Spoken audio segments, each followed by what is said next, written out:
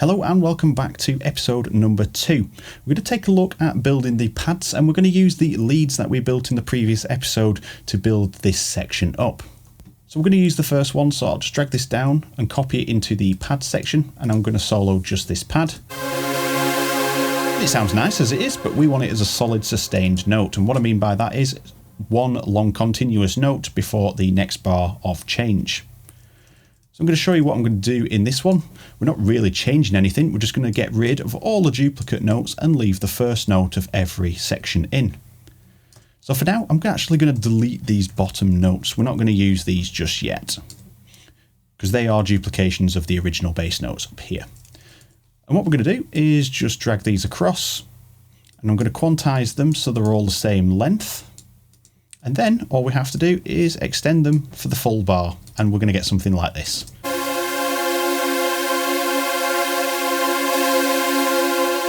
And that's going to happen for the rest of these pads. So we've just got a few changes in here, so I'm going to leave the change of the first note like so you can see there's a step down at that point.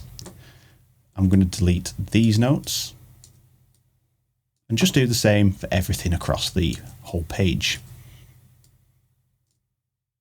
These ones, there's a change up here, then same again for these ones. You've just got to be careful to keep hold of the changes and where they happen. Sometimes the pads don't need to necessarily change, but that's a creative decision that we make later on. There we are. So we have everything, including the changes in the top notes that seem to be just floating on their own. I'm going to put this into quarter notes on the grid quantize, and then I'm just going to quantize everything to the beginning, and I'm going to quantize everything here lengthwise to that 8th note. So it's going to make it a lot easier for us to edit. Okay, so that's done that the same for this one here as well, so the one that we just edited. So I'm going to extend that one, and I'm going to extend this one the whole bar, but I'm actually going to change this bit here and drag it back and extend there so it incorporates that change.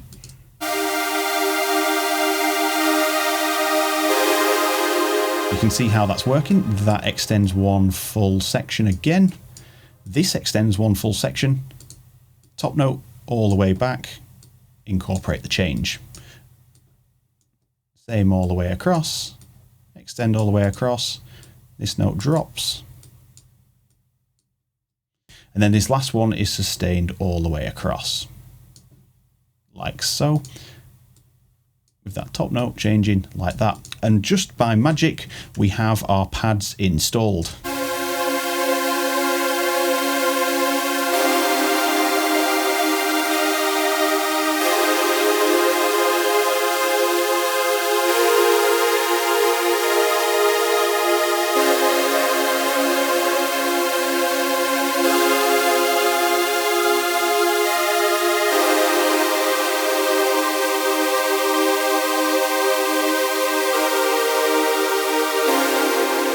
And make sure at this point, in any point of any of these tutorials, you're constantly hitting save so you don't lose any work. There's nothing worse than losing work.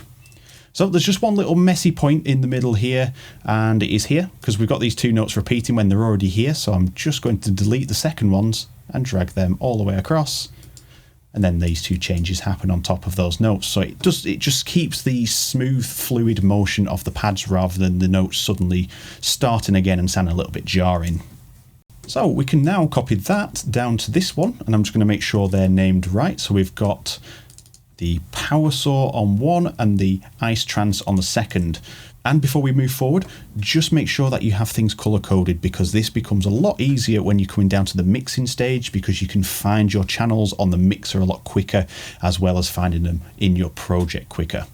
And if we take a look at the ice trance preset first, soloed, you can hear it's a lot thinner. I've actually transposed this up one octave above the other, so you can see it's above C4. And if we look at the other pad, power saw, it's actually above C3. So it's one octave higher just to add crispiness and effect. And what this is doing is adding that extra sparkle onto the top of the main power saw, and we have control over the highs and the lows across two presets. If we listen to the power saw on its own, obviously it's a lot louder, but there's a lot more body, it doesn't sound as thin, and it's just got a little bit more weight about it. And especially if we copy all of our bass notes here down 1 octave.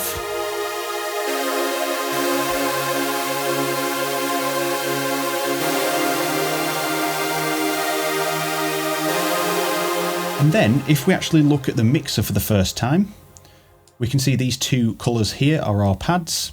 I'm going to bring down the level of this one just to show you with the, so this is mixed in a little bit better because this is quieter.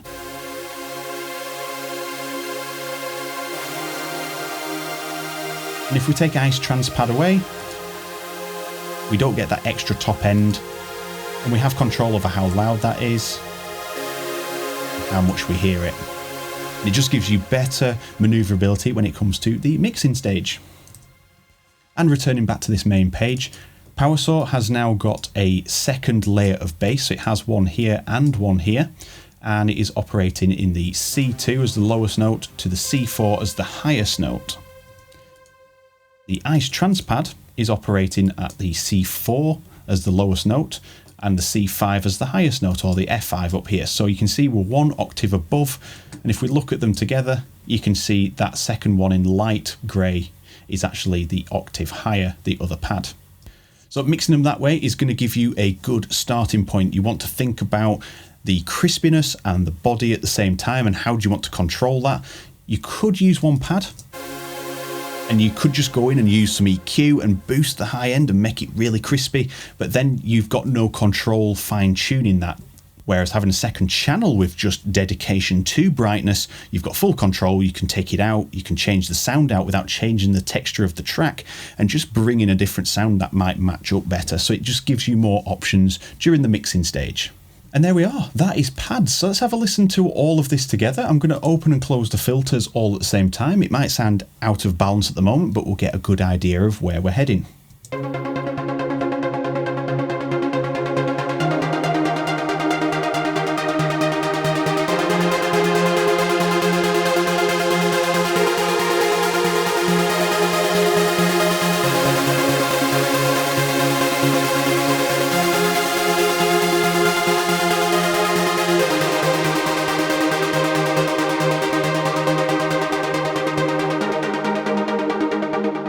And that brings us to the end of the episode. You can see the leads and the pads fit really nice together. The sound choices are working without any processing done to them, i.e. we've done no EQing, no mix balancing. We just did a little demonstration of it there on the mixer, but we've done nothing to the sounds to change them up. We've just chosen sounds that work nice together and complement. This is absolutely key for trance as well, so keep in mind how you choose your sounds. If you're trying to make them fit, you need to ditch them and start finding some new ones. And with that said, thank you for watching, and I look forward to seeing you in the next episode.